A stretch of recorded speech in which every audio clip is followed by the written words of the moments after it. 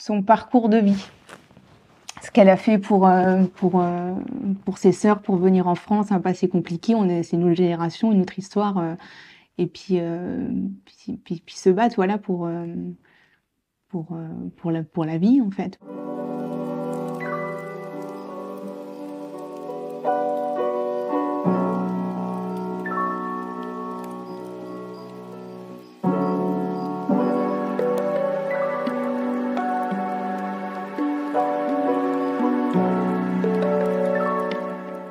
Pour la fête des grands-mères, on pense souvent à celles qui sont encore là, et heureusement, et justement, bonne fête à toutes les grands-mères. Et moi aujourd'hui, je commémore celle qui n'est plus là, ma grand-mère maternelle, Joséphine Odo, Guidepina de son prénom italien.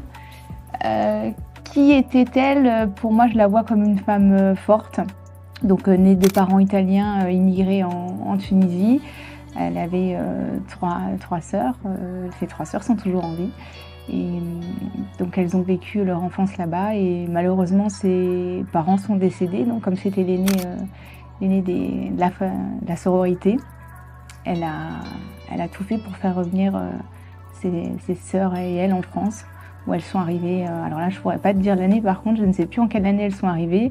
Et de là elle a rencontré mon grand-père et fondé une grande et belle famille.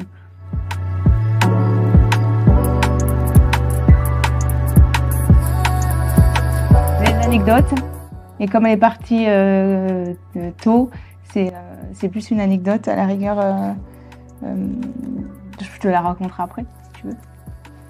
Ou tu peux te la raconter maintenant. J'ai les deux photos qui sont là.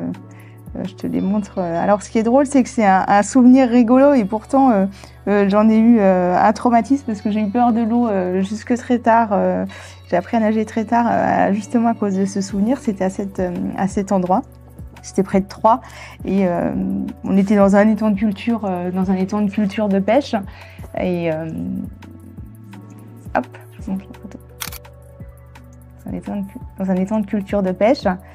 Et je me balançais sur ma chaise et je l'entendais me dire Aude, arrête de te balancer, tu vas tomber dans l'eau. Et Aude, elle a pas arrêté de se balancer et elle est tombée dans l'eau. Et j'ai ce souvenir, voilà, j'étais habillée en petit marin rouge justement, et j'avais perdu ma chaussure. Voilà, c'est une anecdote, mais un beau souvenir que j'ai avec elle.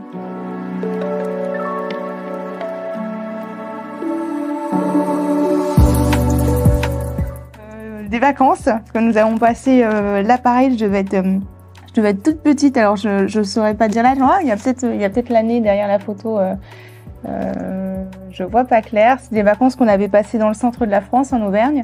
On la voit là à côté de mon père, mais celle-ci est très jolie parce qu'elle elle sourit, voilà, on la voit bien juste là.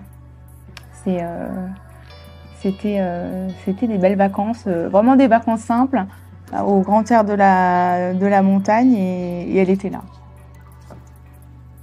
Je trouve ça bien en fait de reparcourir ces albums photos, n'importe qui, c'est vrai qu'on se replonge dans qui on était et qui les étaient surtout, et ceux qui nous ont quittés, et puis se replonger dans les beaux moments de vie.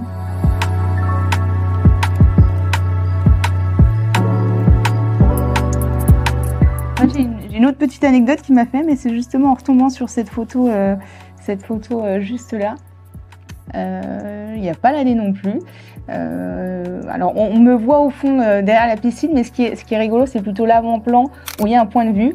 Alors ma mère me disait toujours, que ma grand-mère disait toujours point de vue, et c'est pour ça qu'elle a décidé de m'appeler Aude. Parce que soi-disant, il y avait une princesse Aude dont je n'ai jamais retrouvé l'existence, mais c'est elle qui avait décidé de mon nom. Voilà. Et en fait, je trouve cette photo particulièrement révélatrice parce qu'il y a le point de vue devant et je suis derrière. Donc je trouve ça vraiment... Et puis je suppose de toute façon que c'est elle qui est en train de le lire.